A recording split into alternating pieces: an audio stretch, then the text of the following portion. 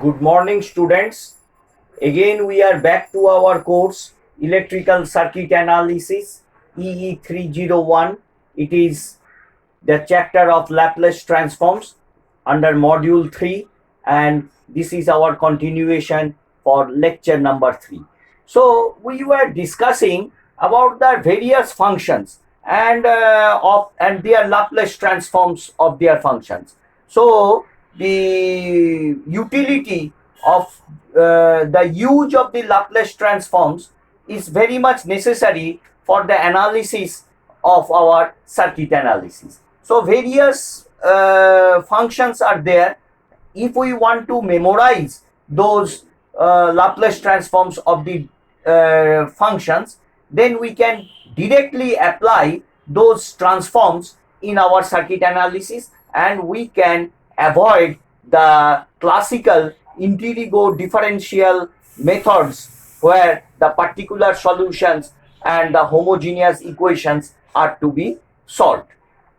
So, to avoid those complexities, we use Laplace transform techniques, and to memorize the Laplace transforms of the various functions, we use the transform functions directly to solve our problems quickly. So that way we must know how the function behaves and what are those transformed functions of those functions. So in the time domain, it is, suppose the function is sine omega t, and what is the Laplace domain? That is in the frequency domain, that is the S plane, that is in the S plane. This is time domain, this is the S plane, and we will be plotting these functions sine omega t, and we will be seeing where are the poles for the transformed functions for those functions. So for a function, you know that a function is sine omega t. So this is in the time domain. You see t is here, so this is a time domain function. So everybody knows so how the sine wave behaves. You see it starts from the origin.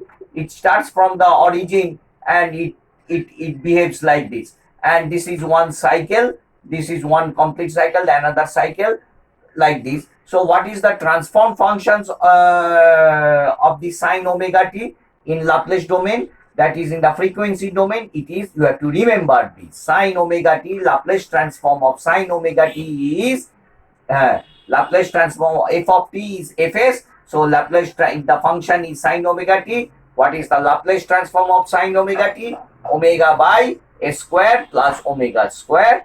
Omega by s square plus omega square.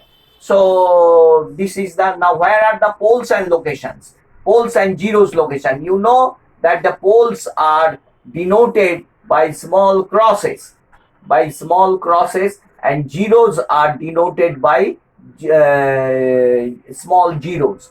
So these are zeros and these are the poles. So the denominator gives you the pole values. If we equate the denominator to 0, you will be getting the poles. And if there is a s function in the numerator, you will be getting the zeros. So there is no s function in the numerator. So there is only a constant coefficient. So no, there are no zeros in the numerator. And for the denominator, if we equate the denominator to 0, you will be getting the poles, and poles are denoted by small crosses. Now in this you equate to 0. So where is the pole? One pole is at j plus j omega, another pole is at minus j omega. So this is the origin, and this is the S plane. So S plane is written as S is equal to sigma plus j omega. This is the S plane, and this is the real axis, and this is the imaginary axis. In the imaginary axis, omega is plotted, and in the real axis, this sigma is there. So this is the real value, and this is the imaginary value. So this is the S plane. So in this way, we will be getting only the two imaginary poles. That is also in the omega axis, j omega axis. So one is at minus j omega, another is at plus j omega. So from this also you can understand how the sine wave is regarding the stability. So it is, as the poles are on this axis, so it is marginally stable. So it is not fully stable, it is marginal. So similarly cos omega t, the function is this one. So you see what is the Laplace transform of cos omega t? It is s by s square plus omega square. So similarly, where are the zeros? The zeros is at the origin. Here is the origin. Here is the origin. Origin here is the 1 0, and zeros are denoted by small circles, and the poles are denoted by small crosses. And here there are the two poles. You can see here one pole is here. Here, if we equate the denominator to 0, you will be getting two poles. Similarly, e to the power minus alpha t, how the function behaves graphically. If you plot e to the power minus alpha t, you will be getting a decreasing function like this. So what is the Laplace transform of this? You will be getting 1 by s plus alpha, and where are the poles? One pole is at minus alpha. So it is fully stable. It is a stable function. And how you can know? So as time increases, the function goes to a steady state value. So here is this one. It will reach the x-axis after a certain time. That means it will go to its stability position. So similarly, the fourth one is e to the power minus alpha t sine omega t. How the function behaves? It is like this. You see the function after a certain time, it goes to a certain stable point. So what is the Laplace transform of this? Omega by s plus alpha square plus omega square. Where you will be getting the poles? The pole is at here, minus alpha plus j omega, minus alpha minus j omega. There are two poles. Similarly, 1 minus cos omega t, you will be getting a function like this. And where are the, what is the Laplace transform of this? You have to remember omega square by s square plus omega square. These are very important. E to the power minus alpha t sine omega t, 1 minus cos omega t. Directly, if you know the Laplace transform, you can solve the circuits very quickly with these known transformed functions. So the students, please remember this standard Laplace transform of these functions: sine omega t, cos omega t, e to the power minus alpha t, e to the power minus alpha t, sine omega t, 1 minus cos omega t, del t. Del t means one's impulse function. What is the Laplace transform of the impulse function? If the function is a del t, it behaves like this. So the Laplace transform of a impulse function is 1. Remember, delta t is a impulse function. Its Laplace transform is 1. E to the power minus alpha t cos omega t, it behaves like this, and the Laplace transform is s plus omega by s plus alpha square plus omega square. And the pole 0 locations are here like this. So where is 1 0? 0 is at minus omega. And where are the poles? Minus alpha plus j omega and minus alpha minus j omega. So these are the certain pole locations we are described for certain functions.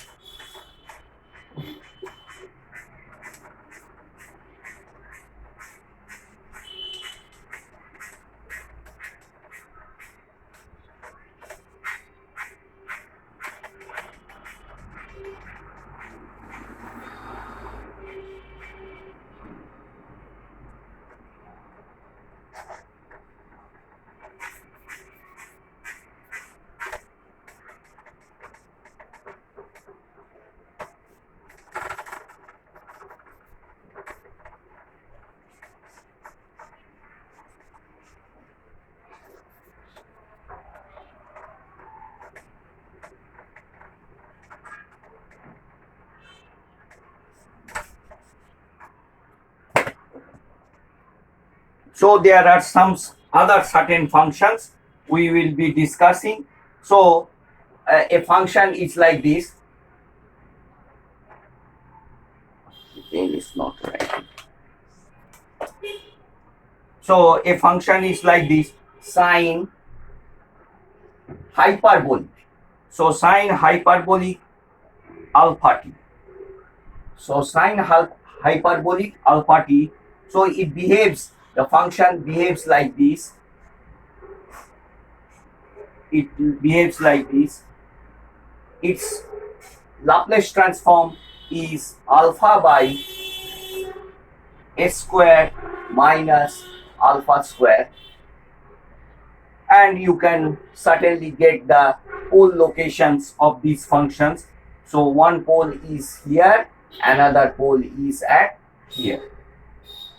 So this is your real axis sigma, and this is your j omega axis. So another function you have to remember, cos hyperbolic alpha t. Cos hyperbolic alpha t, the function behaves like this.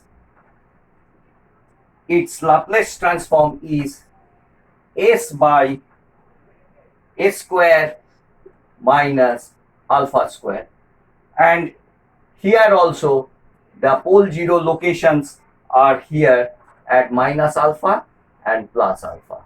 This is plus alpha, this is minus alpha. Plus alpha, minus alpha. So students, please remember, if you get a inverse Laplace transform of this form, suppose s by s square minus 4. So similarly 4 you can write 2 square. So directly what will be in the time domain? It will be cos hyperbolic 2t. Very easy. Similarly, if we get 2 by s square minus 2 square. So what will be the Laplace inverse of this function? 2 by s square minus 2 square. So alpha is 2. Directly you can see. So the Laplace inverse of this will be sine hyperbolic 2t. So similarly, a function like this, 1 minus cos omega t. This thing we have done. This thing we have, I think you have done. So a function like this, e to the power minus alpha t minus e to the power minus beta t by alpha minus beta. So its graph will be more or less like this, and you have to know its Laplace transform. What is the Laplace transform? Very simple. If you get a function like this, 1 by s plus 5 plus s plus 6. So what will be the Laplace inverse of this type of function? Directly you can write e to the power minus 5t minus e to the power 6t, 5 minus 6, because alpha is here 5 and beta is here 6. S plus 6, s plus 5 plus s plus 6. So what is the Laplace inverse of this function? E to the power minus 5. So very standardly you have to remember at least 10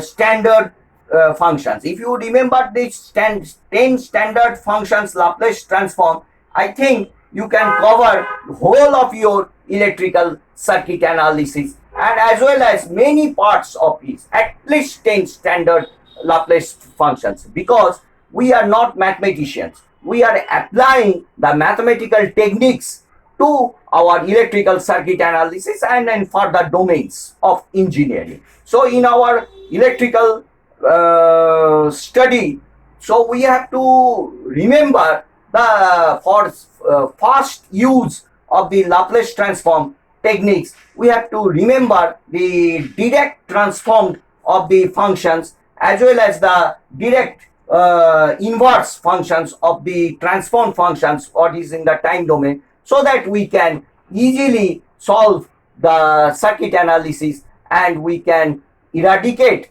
we can remove the difficulties of our classical empirical differential equations. So what is the pole zero plots? So you can see the pole zero plot, one is at minus alpha, another is at minus beta. So this is your pole zero plot. Pole zero plot. Pole zero plot. So likewise, so another function, if you remember this, at least this one, e to the power minus alpha t. I think this one we have covered. Still, e to the power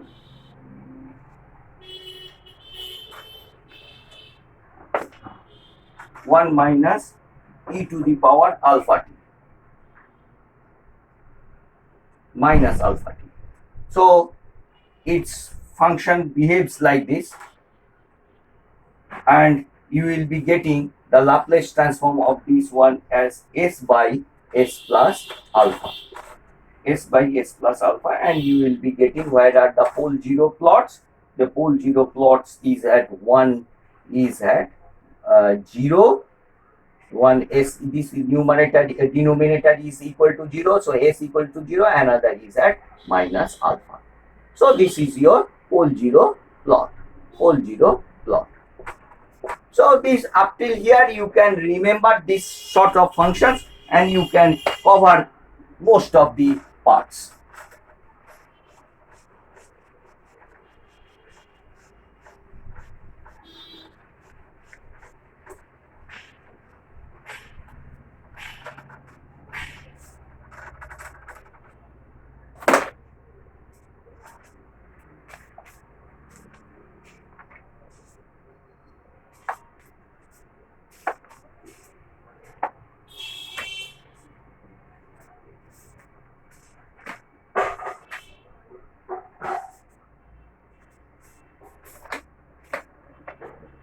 Now a circuit, suppose a switch is given, a switch has been given to you, and the resistor is there, and this one is a inductor, and a supply voltage has been given to you. This is plus minus, this is your switch K, this is your resistor R, and this is your inductor. You have been asked to find out the current in the circuit. A DC voltage has been impressed here, and you will have to get the response of the circuit by Laplace transform technique. So what you have to do, first you have to write the classical equation R into I plus L di by dt is equal to V, because your impressed voltage is V into ut is 1, a step function. So taking the Laplace transform, so converting this equation into Laplace domain, R into Is. So what is the Laplace transform of I? Rather you can say it is in the time domain, di of t of dt, R into it. So this is in the time domain. So the transformed function will be R. R is a constant. What is the Laplace transform of it? It is Is plus L into, now what is the Laplace transform of di by dt? It is S into Is minus I0 minus I0 minus. So that means what was the initial value just before the switching? The switch has been placed at t equals to 0. The switch has been on at t equals to 0. So just before the switching, what was the inductor current? Just before the switching, 0 minus. So that is the value you have to put. And what is the voltage? Voltage is V. What is the V? And what is the Laplace transform of ut? That is, you know, that is 1 by s. So this one. So this is the transformed domain. This is in the time domain. Rather you can say it is in the time domain, and this is in the S domain. S domain means frequency domain, that we have transformed into the Laplace domain. So you will be getting, So what is your is? Take the is, the subject of the formula, and you will be getting v by s 1 by r plus sl, 1 plus sl. So after little bit manipulations, you can write like this: v by l into 1 by s plus r by l, isn't it? After algebraic manipulations, you can write like this. So what will be the time domain? So you can simply now this is a constant part, and you can solve this by partial fractions method. So now this part you can write, this is equivalent to a by s plus b by s plus r by l. Now a by s plus b by s. Now what are the values of a and b? A will be now this one is equal to this. So taking the equivalence, a value, that is the by partial fraction method. What is the value of a? A you will be getting v by r, and what is the value of b?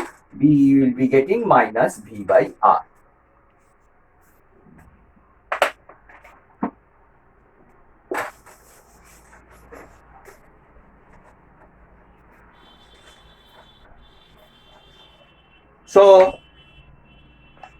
So after getting those two values, you will be getting, so you can write is is equal to v by r 1 by s minus v by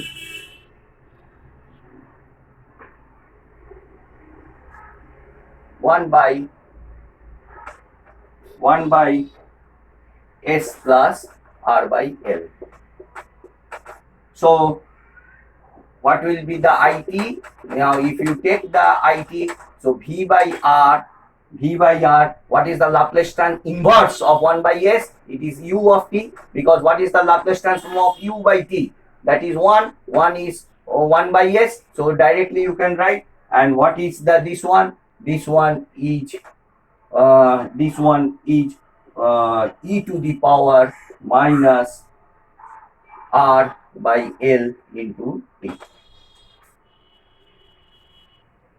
So finally you are getting this one.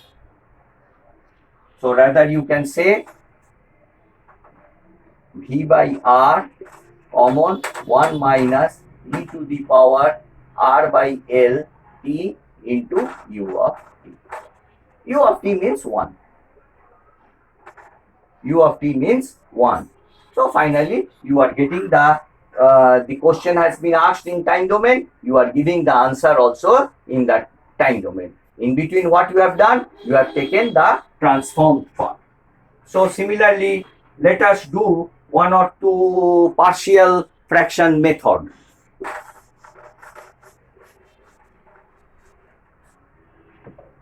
Suppose it has been asked is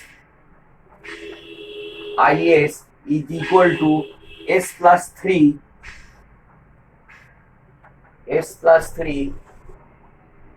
and s into s plus 1 into s plus 2. So we have to find out the I of t. So we have to find out the I of t. So this is the transformed part. A question has been given. We have to get the inverse transform. So you can write I of s is equal to k1 by s. So three parts are there. k1 by s, that is by partial fraction method. k1, now k2 by s plus 1 plus k3 by s plus 2. You can write like this. So what is the value of k1? k1 will be equal to s into is. So k1 equal to s into is. Now at the part, now here the coefficient, so you have to equal to 0. So at s equals to 0. So you will be getting the IS, you know this one. So what value you will be getting? So S plus 3 by S plus 1 into S plus 2, substitute at S equals to 0. So what value you will be getting? You will be getting as 1.5. 1.5. Similarly, what is the value of K2? K2 will be S plus 1 into IS at S equals to minus 1. At S equals to minus 1. Similarly, you will be getting as minus 2. As minus 2. Similarly, what you will be getting the value of K3? So S plus 2 into IS, you see S plus 2 into IS at S equals to minus 2. At S equals to minus 2. So what value you will be getting? It is 0.5. It is 0.5. So this is also very easier method to get the coefficients of the functions. And once you know K1 value is 1.5, 1.5 by S. What is the Laplace inverse of 1.5 by S? It is 1.5 ut. So here it becomes K2 minus 2 by S plus 1. So minus 2 e to the power minus 1t. So similarly 0.5 by S plus 2. So what is the Laplace inverse? 0.5 into e to the power minus 2t. So it is equal to plus plus plus. All the functions addition you will be getting.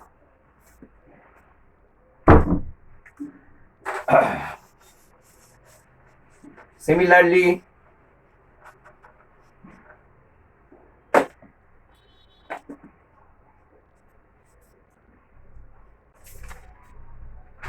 let us do another one. Suppose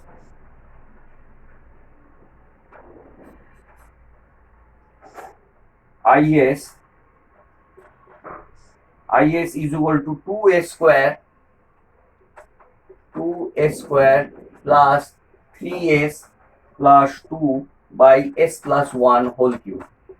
Now this is a cubic function has been added in the denominator. So what you have to write like this? So similarly IS can be written as K01, suppose a constant K01 by S plus 1 by K02 by S plus 1 whole square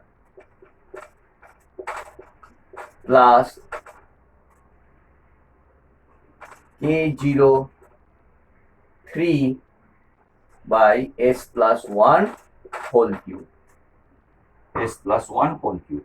So multiplying both sides by S plus 1 whole cube. So you will be getting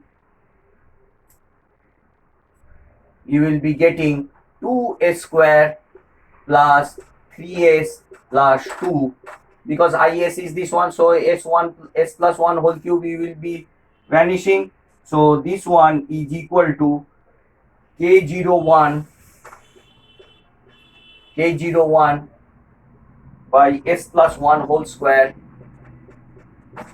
plus K02 S plus 1 plus K03. So what you have done? Multiplying throughout by S plus 1 whole cube. So in the left hand side and in the right hand side, I multiplied throughout by S plus 1 whole cube. So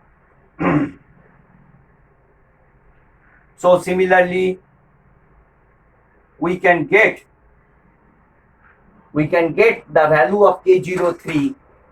What will be the value of K03? If I put S is equal to minus 1, if I put S, this vanishes. So similarly, we can get the value at putting S equals to minus 1.